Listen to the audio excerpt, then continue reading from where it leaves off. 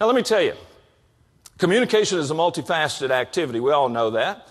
We've been talking, if you will, since we were 1 year old. Thereabouts. Most of us learned a few rudimentary words when we were probably approaching our first birthday, and we've been adding to those words and adding to the phrases and adding to the delivery of those words and phrases ever since. So we know how to talk. But do we know how to do the other part that makes communication so important? Do we know how to listen? I'm going to suggest that a conversation is not a conversation unless you have one talker and one listener all both doing their job at the same time. Right? Otherwise, if it's a conversation and both people are talking, there's no listening, there's no conversation. If both people are listening, then neither is talking. We've got to have one of the both. But the thing that challenges most of the business professionals that I encounter is the listening initially. This may come as a huge surprise to you, but I like to talk. How many of you fall in the same category, honestly?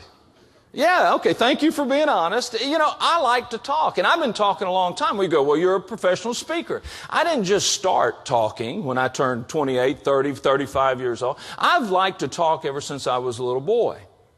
Now, there's been many situations and circumstances where that talking has gotten me in trouble. Sometimes it's actually been beneficial for me, but there's one particular circumstance and situation that I don't think I will ever forget. I certainly haven't forgotten it, and it's probably been close to 50 plus years ago that it happened to me. I grew up in a little rural area in western Kentucky. Any Kentuckians in the room? I met somebody in the hallway yesterday. There she is. I met her yesterday. There's a couple over here. Well, some of you may have grown up in rural environments, rural situation. And in my little town in Kentucky, Farmersville, Kentucky, if that tells you anything, my grandmother was the consummate country grandmother. My grandmother, for example, I never saw her in anything but a dress or a skirt in her entire life. I never saw her in pants. I never saw her in shorts. Certainly never saw her in a bathing suit. My grandmother lived out in the country. She did not have running water for her entire life. And she died in April of 1974. When she had to go to the restroom, she had to start early because she had to start down the path and go behind the hen house and the smokehouse out to the outhouse. My grandmother cooked on a wood stove till the day she died. And it was the food I can still remember. It was wonderful. My grandmother always wore an apron. Always wore an apron. And always had two pockets in her apron. One pocket always had a handkerchief. My grandmother told me, you can conquer the world with a handkerchief, Phil. And she always had one. And in the other pocket, she always had, well, she had a can of snuff. My grandmother liked to dip a little snuff.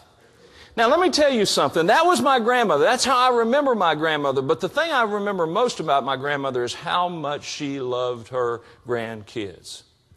I remember one particular occasion. I was at her house, and she was making homemade biscuits from scratch. It was a process that took 30, 45 minutes, I don't know, a long time. And it was perfect because it gave us time together. And I can remember her working in that kitchen. I can remember the flour on her apron. I can remember her moving around, not so quickly because she was getting a little bit older at that time. But I remember following her, and everywhere she went, I would just talk. She didn't say 5 words in 30 minutes. And that was perfect as far as I was concerned, because all I wanted her to do was listen to me.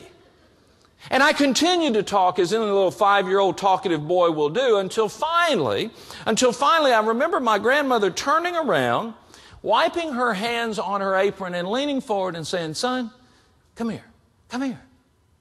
Well, I didn't know what she wanted, but I knew I was about to get what I wanted, which was her full attention. Son, come here, she said. I walked over to her. I'm looking up. I'm probably about 5, maybe 6 years old at the time. And I remember she took her old, gnarled fingers and put them on my shoulders and looked down.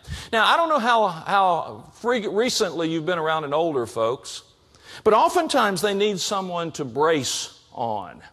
You know? And when I had her take a hold of my shoulders, even as a young boy, I remember thinking, well, she needs to brace. But then the next thing I realized was there was pressure on my shoulders, and she was getting down.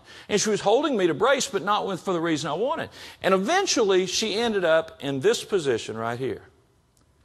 Now, it was the first time in my young life that my grandmother and I had ever been what? Eye to eye. On the same level, if you were. Now, I didn't understand this at the time.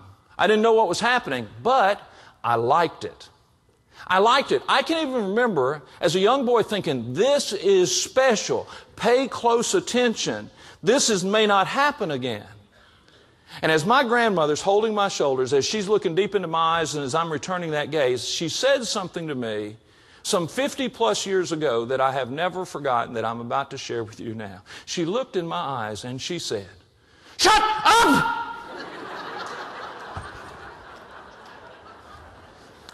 I wasn't expecting that. And quite frankly, I tried to recoil. I tried to run from her, and her grip tightened. And she actually drew me to her breast. And when she did, she wrapped her arms around me. And you can believe this or not, but I'm telling you the truth. Even this morning, I can still feel the compression in my mind's eye of that day. And when she had me totally immobilized, she whispered these words in my ear.